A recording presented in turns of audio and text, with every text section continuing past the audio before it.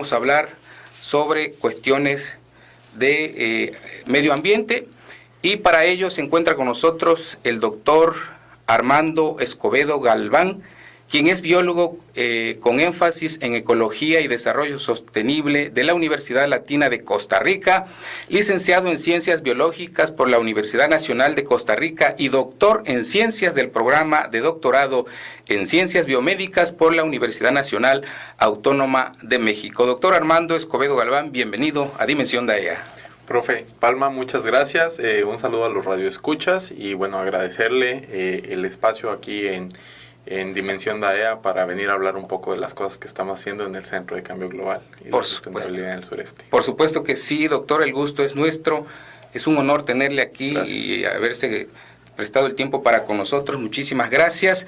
Y como le comentaba a nuestro auditorio, vamos a hablar sobre el impacto que está llevando a cabo el cambio climático en nuestro estado, en las costas tabasqueñas, en el Golfo de México, pero también algo de lo que usted es especialista. Ha enfocado sus estudios de investigación a la ecología y biología de anfibios y reptiles, que aquí esta zona es riquísima en anfibios y en reptiles, y hablando de eso nos referimos a la herpetología, ¿no? Claro. ¿Qué es la herpetología, doctor? La herpetología, pues realmente es como se conoce al estudio de los anfibios y los reptiles, ¿no? La etimología del nombre, o sea, el origen del nombre realmente no se conoce a ciencia cierta, pero se cree mucho que es por el hecho de que se considera pues el grupo de animales que mucha gente por ahí del siglo XVIII, principios del siglo XIX, no querían trabajar porque eran considerados animales para aspectos de brujerías o cuestiones ahí como malignas, ¿no? Entonces, sí, pues fue un grupo muy poco tratado y pues al final de cuentas juntan dos grupos muy diferentes, como es un anfibio y es un reptil, en una sola como línea de investigación que se llama la herpetología, ¿no? Ajá. Entonces, pues sí. En esa línea está sus investigaciones. Sí, exactamente, ahí es donde estamos trabajando y como bien lo mencionó, pues el tema del momento, el que está en boga de la gente, ¿no?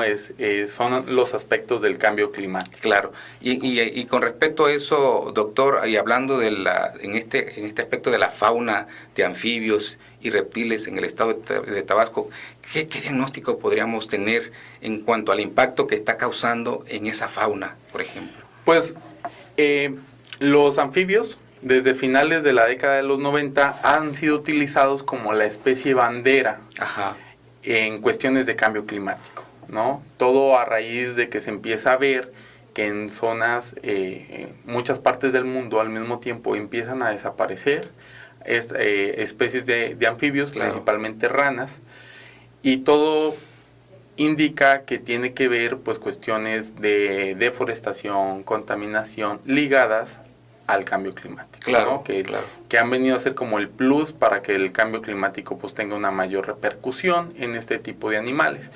De hecho, hay un hongo bastante conocido, el Chytridium, se le conoce. Es un hongo que ataca la piel de los anfibios y no los deja respirar, ¿no? Entonces, y se han hecho varios trabajos, pero pues todavía se desconoce porque hay partes del mundo en las que sí ha afectado más que en otras, ¿no? Y tiene que ver con las condiciones climáticas. Claro.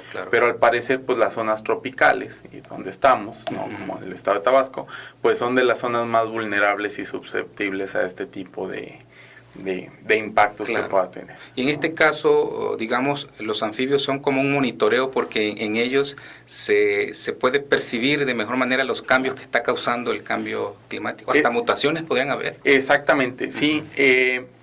Bueno, los anfibios y los reptiles también son considerados bioindicadores del ecosistema, ¿no? Y de cambios que se puedan estar presentando. Los anfibios, su palabra lo dice, de anfibio significa doble vida, ¿no? Y eso tiene que ver porque una parte pues el inicio de la vida la desarrollan en el agua o está ligada al agua, con las cuestiones de reproducción. Claro. Y después ya como organismos adultos pues ya están en tierra, ¿no? Entonces pues realmente son indicadores del estado de los ecosistemas. Algo muy interesante fue que hace unos años empezaron a hacer unos estudios para ver el efecto de las radiaciones ultravioleta. Ya ve cómo se mencionó el deterioro de la capa de ozono. Claro. Por la cuestión de la contaminación, todo el efecto de los gases de invernadero, exactamente, que iban disminuyendo el grosor de la capa de ozono, entonces entraba a la Tierra más radiación. Así es. Y se empezó a reportar mutaciones que estaban ligadas al aumento de la radiación ultravioleta en los anfibios. Entonces, pues ya habían organismos que salían con extremidades de más, o sea, una patita más, una patita menos, claro. No se desarrollaban bien algunos órganos vitales, ¿no? El hígado, los riñones, el corazón, los pulmones, y entonces pues esto obviamente lo que hacía era que hubiera un declive bastante importante de las poblaciones de anfibios y reptiles. Por supuesto. Y en cuanto, por ejemplo, aquí tenemos muchos reptiles aquí en Tabasco, el trópico húmedo, uno de ellos es la nauyaca. ¿Qué podemos decir de la nauyaca? ¿Le han detectado ustedes algún cambio o todavía no han llegado a ese puesto? Bueno, las serpientes dentro del grupo de los reptiles son organismos un poco difíciles de estudiar, ¿no? Porque pues no son muy abundantes, ¿no? Claro. Y esto sí es importante aclararlo, porque a veces vamos a zonas donde la gente nos dice, no, sí, aquí hay mucha nauyaca, ¿no? Claro. Y eso se debe a que como se va modificando, se va alterando el hábitat de la nauyaca, entonces pues obviamente lo que hacen es concentrarse en los parchecitos de vegetación natural que les va quedando. Así es. Y cuando ya no tienen de otra, pues es cuando salen y pues uno empieza a ver, ¿no? Y uno dice, no, pues es que aquí hay mucha nauyaca y pues no... Claro, sin no saber que a lo mejor ¿no? vienen huyendo porque ya les destruyeron su hábitat natural, ¿no? Y se están concentrando ahí precisamente. Sí, y de hecho, pues el problema principal con la nauyaca, pues tiene que ver con cuestiones de salud humana, ¿no? De que pues causa envenenamientos, es una serpiente territorial, es bastante agresiva, por así decirlo, estos mitos que a veces se manejan de que brinca y te ataca, o que en la noche llega, o que te persigue, ¿no? Pero sí es como bastante territorial. Aunque su veneno no es muy potente, es más potente el de la cascabel o el de la wolpoch, que llaman, que es o en la parte de Emiliano Zapata le dicen nauyaca guatemalteca.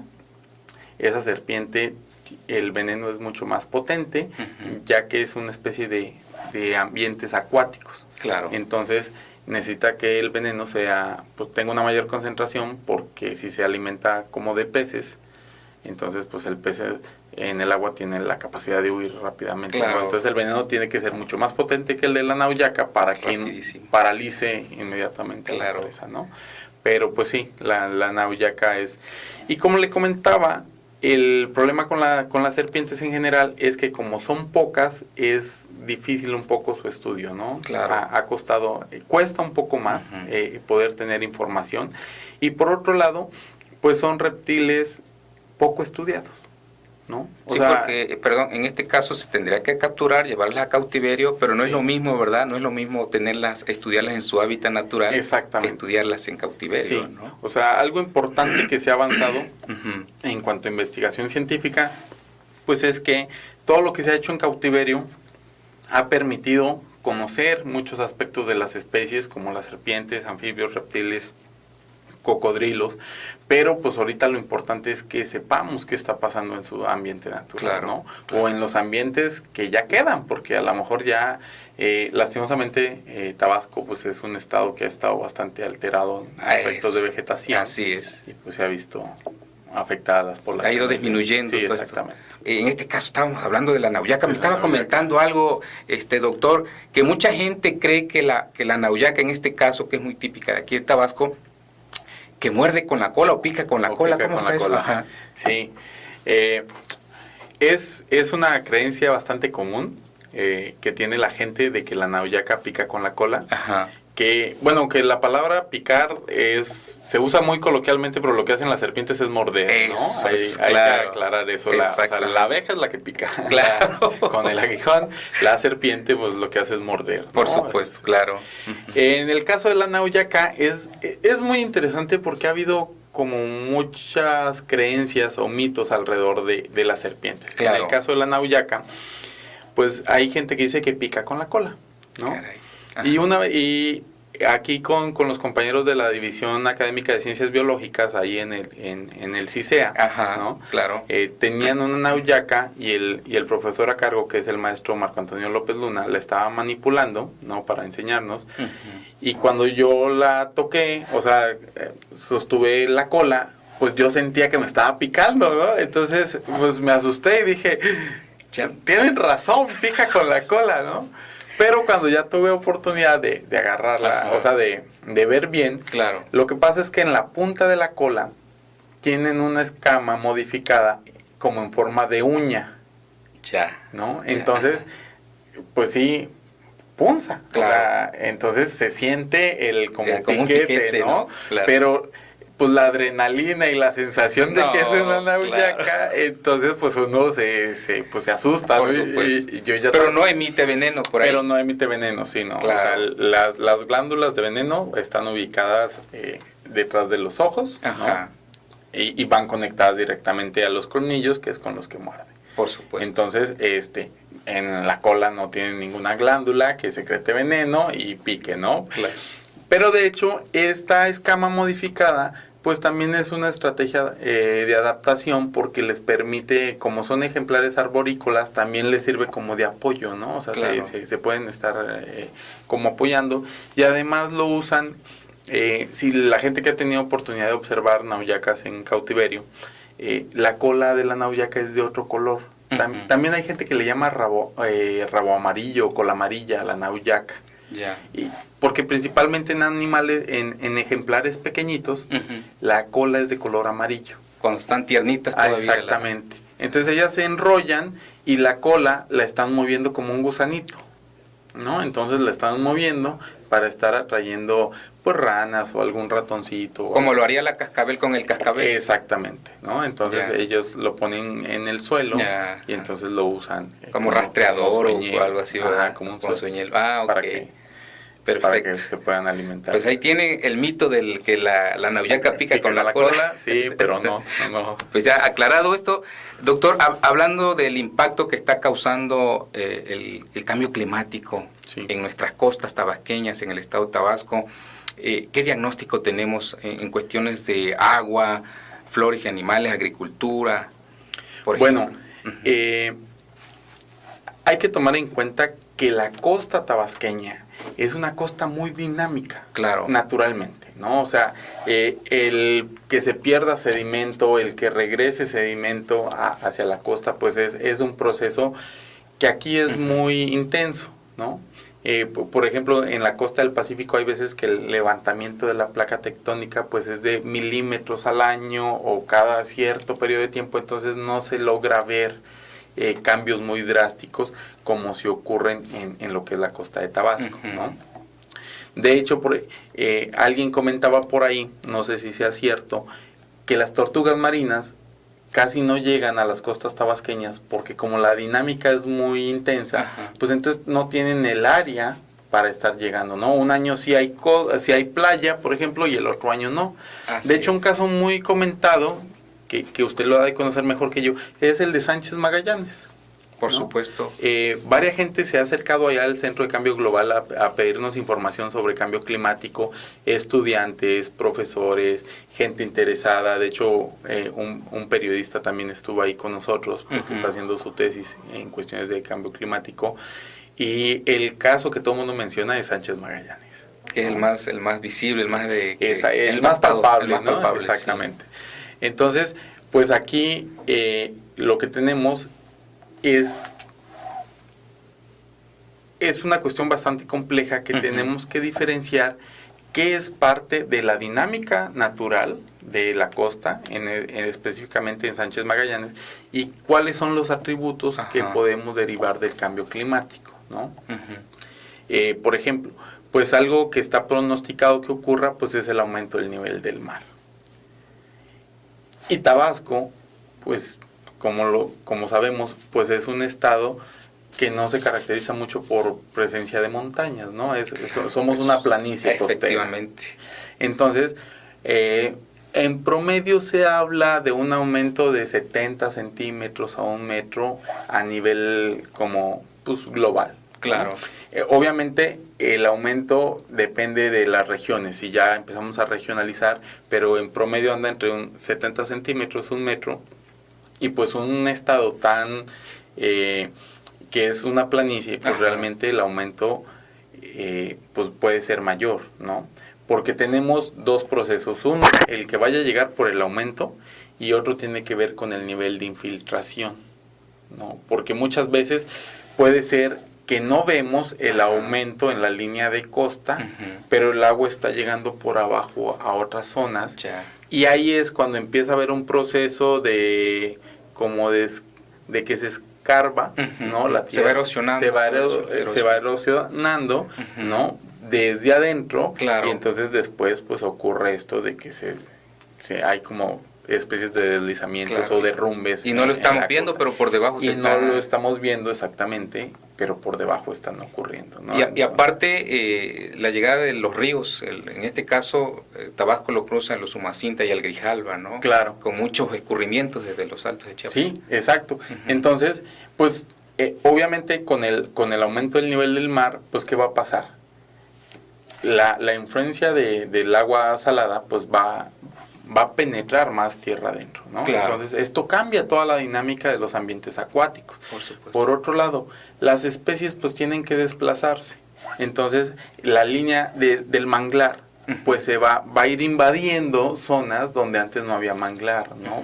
Porque lo que se trata de hacer pues es tratar de que se organice otra vez como el ambiente, ¿no? Entonces, pues los impactos que vamos a tener para las costas de Tabasco, bueno, y principalmente para el estado, pues obviamente tiene que ver con aumentos en temperatura, desde 1 grado hasta 4 grados, de aquí al 2100, y una disminución del 16% en promedio de la precipitación. De hecho, lo comento rápidamente, la doctora Lili Gama ha estado trabajando junto con María Zorrilla, la maestra María Zorrilla, para el diseño de la estrategia estatal de cambio climático, ¿no? Porque pues realmente no es algo que tenemos que pronosticar de aquí a 100 años, es algo que ya está ocurriendo. Por supuesto. ¿No? Ya lo tenemos. Es necesario tomar cartas en el asunto. Exactamente. Y ellas lo están haciendo. Y ya lo están haciendo, pues combinando gobierno con instituciones de investigación y con la sociedad, ¿no? Porque de hecho para la estrategia, los talleres que se han hecho, pues invitan a la sociedad para que tomen. O sea que no estamos abandonados a nuestra suerte, se está trabajando. Se está trabajando en ello. Perfecto, pues ahí tienen ustedes el panorama de lo que está haciendo el impacto del cambio climático en nuestro estado. Se está trabajando, las partes gubernamentales están tomando parte en el asunto, entonces eso es bueno porque pues no estamos en la incertidumbre, se está trabajando en eso, estamos avanzando. Desafortunadamente, pues el tiempo se nos ha terminado. Vamos a comprometer al doctor para otra ocasión para seguir platicando porque esto es muy intenso. Claro que sí, claro que sí. Por esta ocasión le agradecemos el que haya estado con nosotros el doctor Armando Escobedo Galván. Muchísimas gracias por haber estado con nosotros. Muchas gracias, maestro Palma, y cada vez que quiera que estemos aquí para tocar temas de cambio climático o temas relacionados con cuestiones de cambio global, energías, pues aquí estaremos. Perfecto, muchísimas gracias, muy amable. Gracias.